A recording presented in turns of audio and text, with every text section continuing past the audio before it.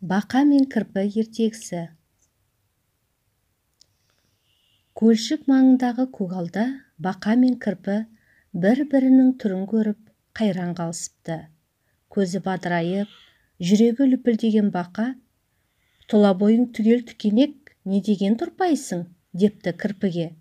Бақаға батпай бұйығып тұрған кірпі: «Өзгелердің көзінше тұла бойын тыртиып, сенің түріңде келісіп тұр екен.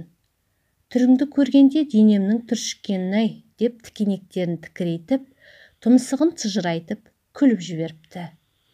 Екі аяғымен жер тіреп, еңсесін көтеріп, көлбақа іштей сескенсе де есесін жібергісі келмей: «Осы көк майсаға бір аунамай, өмір бойы тікенек арқалаған тіршілігін құрсын», депті көмейі бүлкілдеп.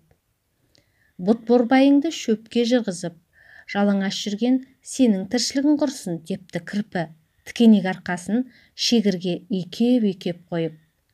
Бақа сол тікенек өзіне қадалғандай қаймығып, былай деп бақылдай жөнеліпті: «Жан сая деп білгенім, жалғыз ғана көл менің. Жап-жалаңаш жүргенім, жай мәнісі сол менің. Жалынайын мен кімге? Жан қысылса әрдайым, суға дереу сүңгуге жалаңашпын дап-дайын». Бақа жайын сүңген кірпі де қыртысы жазылып тіл қатыпты: «Бар шыныңды бүкпеген, біреу көрсе бүктелем. Өлі тірім сезілмей, домаланған тікенге. Көзі барлар жолайма, көне қоймас икемге.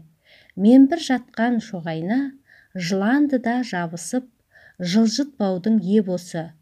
Қамшыласа алысып, қан болады денесі».